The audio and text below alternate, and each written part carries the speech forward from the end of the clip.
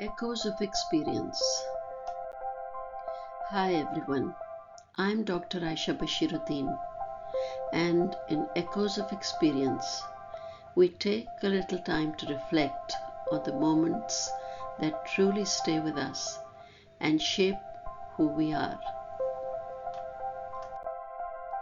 Today's topic is Manners That Matter.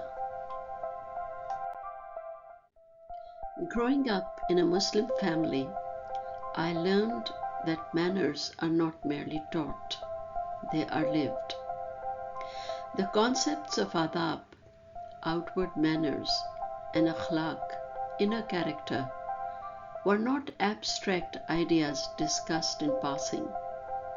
They were embodied daily by my parents in quiet, consistent ways. Their actions formed the moral language of our home, shaping how we understood dignity, respect, and faith. I often return to a quiet moment from my childhood that continues to shape my understanding of dignity and faith. My father was a man of gentle habits. He opened doors for women, spoke with courtesy, and carried himself with a calm respect that never demanded attention, yet was always felt. At the time, these gestures seemed simple, almost routine. Only later did I begin to understand the depth behind them. One moment that stayed with me. One afternoon, his office assistant arrived just as guests were visiting. My father introduced him as his colleague. No one noticed, but the moment lingered with me. After the guests left, I asked with innocence of a child, "Isn't he your office assistant?" My father replied thoughtfully, "Yes, he is." But I would have felt I was belittling him if I introduced him that way. In my home, he was my guest. That response settled into me in a way few formal lessons ever did. It revealed a principle that went beyond social etiquette. It was about preserving the dignity of others, regardless of their role or status. My father was not denying reality, he was elevating humanity. It was a small linguistic choice, but one that carried immense meaning. In that moment, he preserved the man's dignity and affirmed his worth.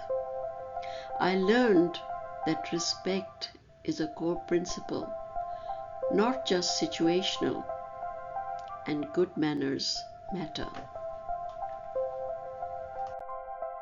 In time, I came to connect his actions to the teachings of the Prophet Muhammad, peace be upon him, who said, "The best among you are those who have the best manners and character."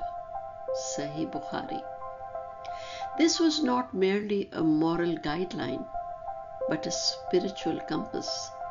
Good manners, adab, and noble character, akhlaq, are not separate from faith. They are its living expression. What I witnessed in my father was a quiet form of devotion, one that did not rely on words alone, but on consistent, mindful action. His respect for others, especially in moments where it could have been overlooked, reflected a deep awareness of accountability before Allah. It taught me that pure piety is often revealed in how we make others feel seen, valued, and honored.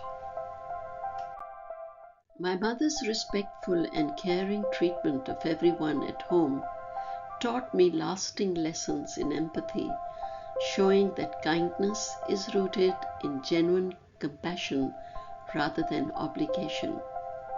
As a child, I observed her actions and eventually understood that true character means extending kindness and dignity to all, reflecting faith through gentle manners and consideration. Those small acts have stayed with me, reminding me that consistent respect nurtures both society and the soul, and that faith is expressed through everyday conduct. Over time, I noticed a decline in basic manners among students and colleagues, prompting me to actively promote attentiveness and respect in professional interactions.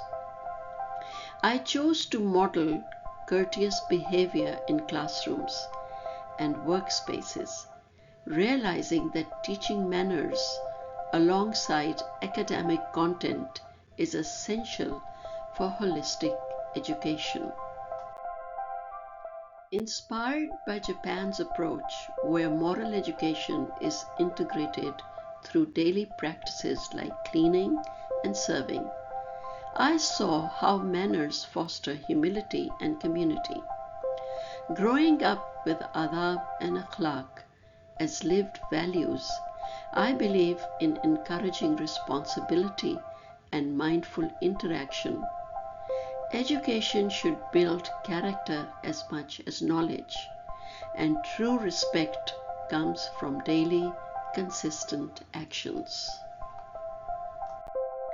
Thank you for being here. Don't forget to like, share, and subscribe. And I'll see you in the next reflection.